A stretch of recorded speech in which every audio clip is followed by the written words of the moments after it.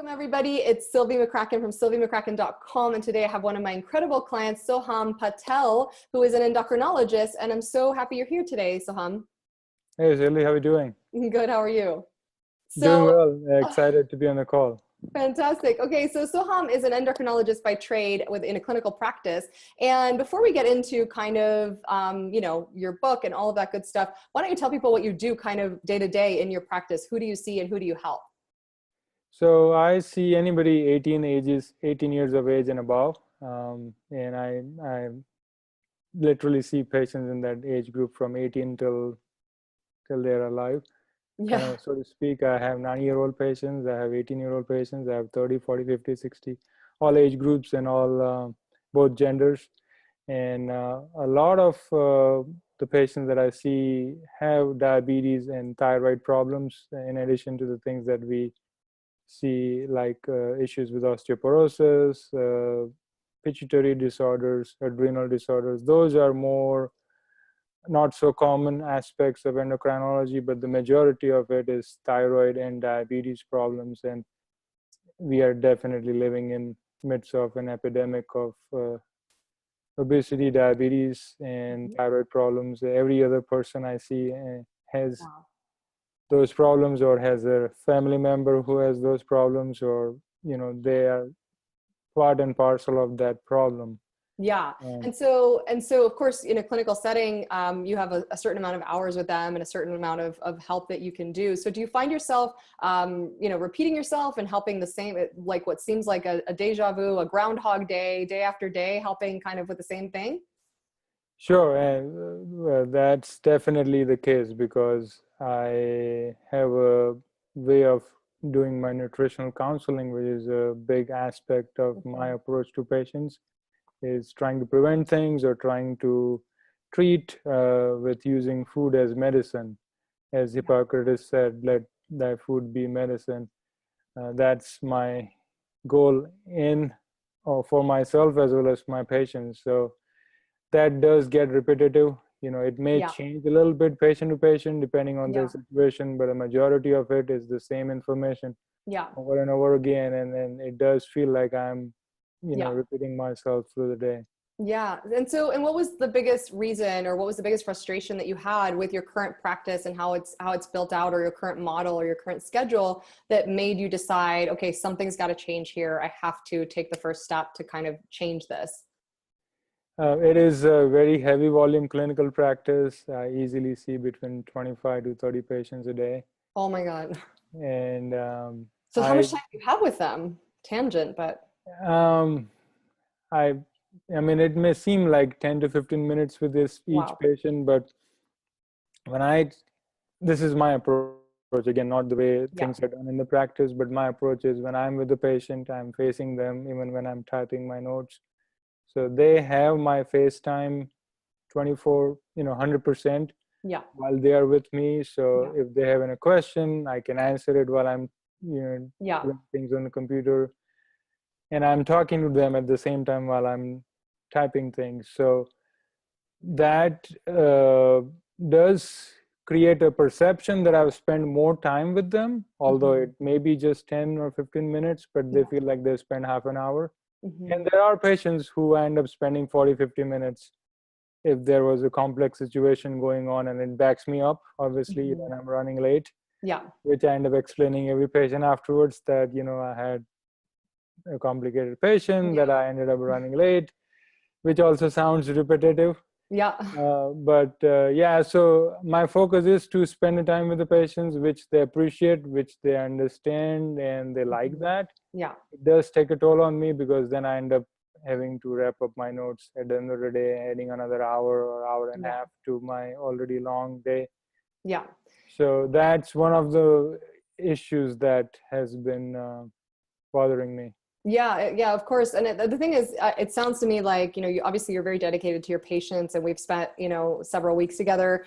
in our program. And so I've gotten to know you a little bit, and I can tell that, the dedication that you have to the conditions that you treat and to your patients and to everyone that you see is, obviously it's paramount and it's there, but obviously there's a cap on how many people you can see in a day, although it sounds to me like you're fitting in quite a few.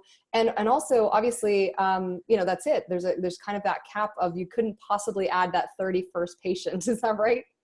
Yeah, 22 is my comfort zone, 10 to 11 patients Wow. in each session. But then every patient you add after that, it starts squeezing onto. Yeah. So I've seen 30 patients a day. Don't tell me how I felt at the end of the day, but Yeah. Right. I can do it. It's not a sustainable model. Yeah, well, and obviously, I mean, there's no doubt about the experience that you've accumulated, not only just through your studies and your, obviously the 6 million years of school that you guys go through, but also in all these years of I don't even know, could you ballpark how many clients, how many patients you've seen over the years? I've been in clinical practice for about 3 years now, and I went into clinical practice directly from my fellowship. Mm-hmm. So if I don't count my residency and fellowship and just the 3 years of practice, I would say I have had almost 5,000 patient Wow, encounters, and I that's would say amazing. about 2,000 of those would be the same. I mean, the patients will be Yeah, following up periodically. So I yeah. think 2,000 to 2,500 unique patients. Yeah, that's amazing. And probably a good percentage of those with the most common two things that you see, the diabetes or the thyroid conditions. Yeah. Yeah, that's amazing. So you know a little bit about, about diabetes and thyroid. So that's amazing. And you have this expertise, and obviously this is something that could help an incredible amount of people, right? In terms of, especially if it's something, a big chunk of it, which is fixing their nutrition. So I'm so glad that you decided to kind of take this on and make sure that it gets into the hands of everyone that needs you, that won't necessarily, that doesn't live in your area, that won't be able to see you one-on-one, and that can benefit from having, obviously not the same level of care of having you in front of them, but have a good chunk of that and even more time of yours by reading your incredible knowledge. So what would you say, Soham, is the kind of the thing that you had to battle in terms of a struggle of, whether it was before you started the program or when you were in the program with us, in terms of, was anything kind of holding you back, or anything that was difficult for you in terms of taking this on and saying, okay, I'm going to package my expertise, I'm going to create a book, I'm going to put myself out there online in a big way. Did anything come up for you that made it a little bit difficult or tricky? So I am in the process of quitting my busy Wow. job that I just described and setting up my own practice. Wow. And million things to do when you're setting up in your own practice on top of having a busy day like I described. So, kind of having a job on top of a job. Um, and when I initially saw your ad on Facebook, and it was a coincidence, I really say it's a Mhm. coincidence, because I was just, I'm not a very big Facebook person. I Yeah. rarely go on to my profile every few months, and I was just browsing through on a Saturday and I saw your ad, and I just started clicking, and I signed up for the webinar the next day. And then after the webinar, my holdback was, okay, I'm trying to do all these things, Yeah. and will I have the time Yeah. to fit this in? Hmm. So the first uh, thought was, okay, I'm gonna, pace this. I'm not gonna get Yeah. into this program right away. Mhm. But then I got an email a few days later about, setting up a complimentary consultation call. Mhm. And I'm like, okay, I know it's busy, it's crazy right now, and it's gonna be like that. Let me just talk and see what I get out of the consultative call and Mhm. take it from there. And so I talked with Angie, and it was me and my wife both, because they Mhm. describe you should have your Yeah. partner on the call, and my wife is going to be my office manager. So Perfect. both of us were on the call, and the way she summarized the whole, we talked for over an hour actually. Mhm. And at the end of the extended conversation, when she summarized what my background was, where I was coming from, and what I was trying to achieve, it felt like a whole story in like 5 lines. Yeah. And I'm like, okay, I need to do this. Yeah. And then she's like, okay, the cost is this much, and if you sign up in one part, you get this much discount.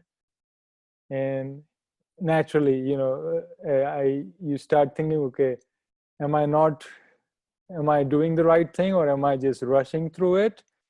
And so she was like, this is the discount you get is for being decisive, and I'm like, I'm decisive. If I decide something, I can have 100 people saying no, and I would still do it. I mean, I may find out if I was right or wrong later on, but once I make my mind up, then there's nothing that can stop me from doing it. Yeah.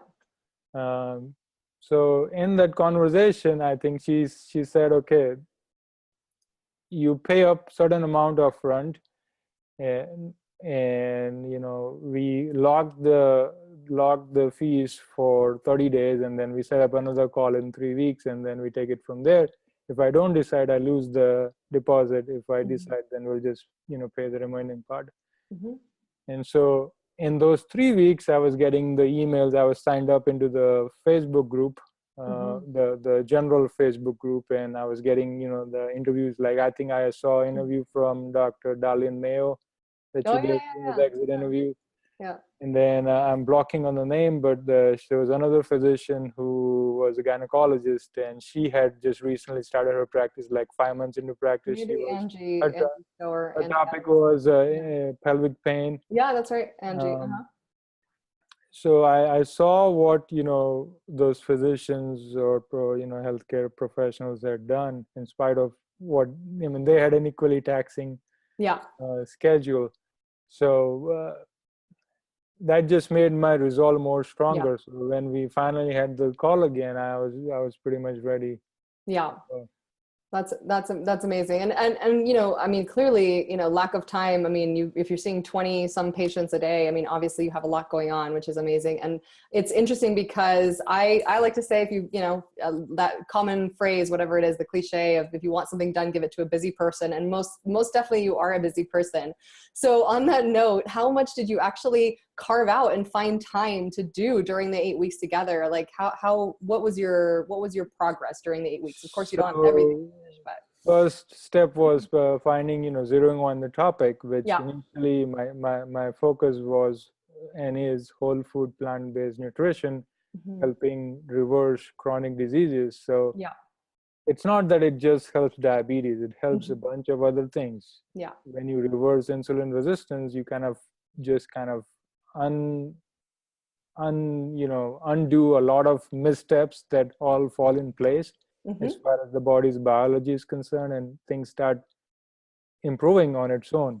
It doesn't just impact diabetes, it impacts multiple things. So my focus was a little dispersed, and Millie does an exceptional job on getting those scattered thoughts zeroed on to a topic. So that's where we zeroed on to diabetes, because for the first week, I think Laura Smith, that's one of the previous graduates, and she's, I think, a nutritionist who has also written on whole food plant-based nutrition and hacks for busy persons to do. And so when I saw, the first week I was in the program, there was this update from her saying, woohoo, my topic is approved, and blah, blah, blah, blah, whole food plant-based nutrition. I'm like, really? I'm writing on the same topic. And so it's it's funny how the universe brings things exactly when you need them. But, to the contrary, it actually sunk my heart a little bit, because I felt like someone else is writing on the same topic. And I wrote that in my help ticket, and the reply I got back, I still sticks in my head. Millie said, no one else can write the book that you're going to write. Yeah, that's 100% true. So that, I mean, it's a simple sentence, but it's such a profound,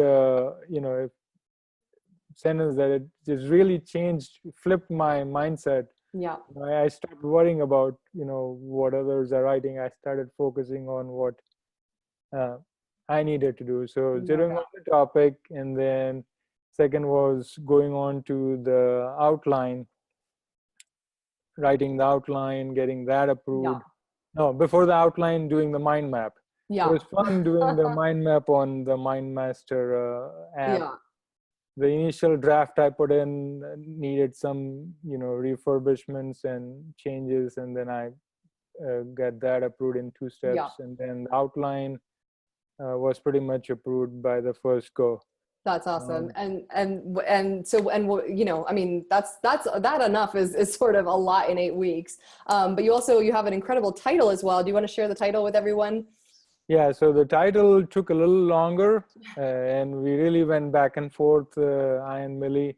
Mm-hmm. And I was at a point where I felt like, okay, I'm having all these things I want to get into the title, and I'm running out of space. It's, you keep telling on the group calls, it's prime real estate. Yeah. You need to get the right idea in the least amount of words. You Yeah. cannot be just going on and on. And Yeah. I kept pondering on that. I did it in the morning, different times of the day, but finally we zeroed down, and I think it was 2-3 different things that Millie finally came up with the title. Mm-hmm. So credit to her Mm-hmm. for getting my thoughts together. And my title is Eating and Thriving with Diabetes, with the subtitle Reclaim Your Energy, Reverse Insulin Resistance, and Reduce Medications, because those three are very important aspects. Yep. That's a huge outcome. It's such I mean, just the title alone kind of tells you everything you need to know in terms of who this is for and what exactly it's going to accomplish, which is incredible. And there's so many people, I mean, in my family alone with diabetes, that this is it's something that's obviously very close to my heart as well. So I'm so glad you decided to do this. And how close are you to finishing the writing and actually launching? So my initial, and I'm being honest here. Yeah. My initial, once I finished, I graduated on 17th of June. I had set up my timeline. Mm-hmm. I have a accountability buddy, Yes. Alexia and I. So we kind of try to keep each other on track. Perfect. And we have our calendars shared. So, we remind each other every week. And my initial goal was September 17th. Mm-hmm. What happened is, because of the way I told you I'm working on setting Yeah. my clinic up, and there have been really things which had to be done. Mm-hmm. They couldn't wait, like, applications in for insurance credentialings and things related to the clinic, things related to insurance, things and that, Mm-hmm. and again, I hope they had a smaller contracts. I mean, they are like 50, 60 page contracts that I would review, get them done after That having sounds busy fun. days. Sounds like a great deal of fun. So I wrote 20% of, I have 10 chapters. I wrote 2 Wow. chapters. Yeah.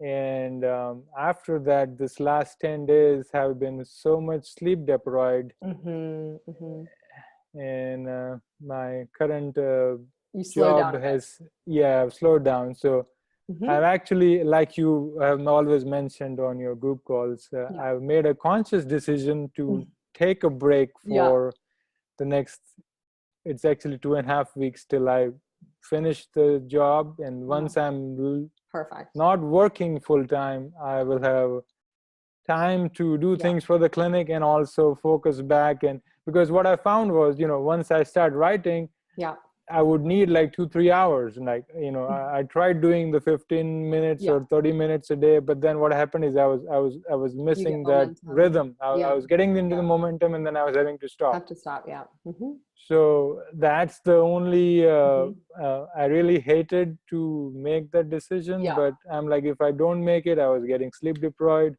Yeah. Even today, I'm all jazzed up right now, but I can. I know, but you have to go to bed.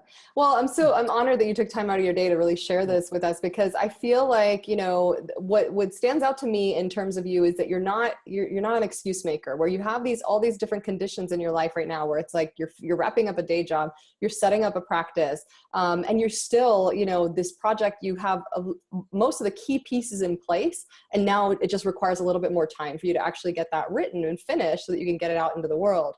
But what I love is that you're very conscious about the fact that you're taking a break, and you're not, giving up. You're not not starting. You're not postponing it to someday, which we all know. I've checked the calendar; it doesn't exist. Someday is not on there. And you know, you really are. You're kind of like you're blocking it off and deciding, okay, this is when I'm doing this part, and then here's where I'm going to retake it. I'm going to have a little bit of a, you know, the summer is going to be a little bit of a pause, and I'm going to take it back up, and this is going to absolutely get done. So that's pretty darn incredible, Soham. And you know, what I would ask you is, in terms of, you know, obviously you know, you just described a lot of the progress in terms of actually getting your book done. And a lot of it has to do with the logistics and the structure and the marketing and all of this. But I'm curious, because a lot of the times people join our program and of course they come to us for that one thing. And oftentimes they leave with not just that, but a lot more in terms of a transformation and in terms of a change. And so I'm curious, what did you experience in our program? Is there any part of it that transformed other areas of your life, or how you show up in other areas of your life as well? Yeah, so as I think you read through my posting in the group about the book, The Big Leap. Oh, yeah. You've been recommending it to anybody who enters the program. I think that should be, you know, if someone is even thinking, they should first read that book. It's a humongous base, which, you know, then when we talk with Lottie for the mindset, you know, the first call, the middle of the course, and then the end, it really, I mean, I felt like if I had read that book, it really helped me to keep those rails in place and not keep my mindset wavering. Lottie does an amazing job on, you know, teasing out what's bothering you, and then, you know, putting it in a perspective where it just all makes perfect sense again. But the book was my book, and the you know, journaling and meditation, which I used to do again in the last 10 days, I have not done. But confessions. This is a confessional. Yeah, but you know, things like this is, you know, you may feel like they take time away, but it actually, if you don't do them, they really you see the lack of that in your day-to-day life. It's, you know, they say if you don't have time to meditate or pray or whatever it is that you do, you should do it. You should meditate twice as long. You know, the day you don't have time, that's when you need twice the amount. So that's exactly right. So like the previous participants, you know, any interviews that I've seen, everybody said mindset was the biggest issue. And I would agree with the same, that mindset is something that you really get from the program. You get a whole lot of support regarding the ebook, but more than the ebook, you get the mindset. The mindset minute that you talk about on your group calls every time. You know, when you start your, you know, I chimed in live two of the calls of the 8, and then I had to listen to the recordings because of a busy day. Couldn't, you know, many times I worked through lunch, so I couldn't be live each time. But even when I was listening, you know, every time you start, you know, happy Thursday, good morning, it just, you know, it fills up freshness. It kind of puts light into your brain, so to speak. Well, thank you for saying that. That's super kind of you. And yeah, I mean, that's exactly, you know, we're really there.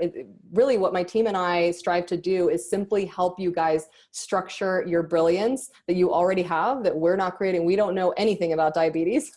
And so we really want to take out those gold necklaces in your head, untangle them, and be able to structure them, and also support you guys in terms of that mindset and that confidence and that belief in yourself that you really need in order to take the next step and get up when it's difficult, or get back up, dust yourself off when you hit a struggle or whatever else it is. So I'm really glad that resonated with you. So Soham, what would you say to someone who maybe is an endocrinologist as well, or in a private practice of a different kind, and is sort of feeling like they're too busy, like they have too much going on, or that maybe they don't have anything, that it's all been written before, you know, similar to kind of a couple of things you went through, both this lack of time and then also it's all been written before, and what do I even have to add to this? What would you say to them if they're hesitating? So the first thing, like the reply I got from Millie is, you know, the book that you write is only going to be written by you. Nobody else can write it.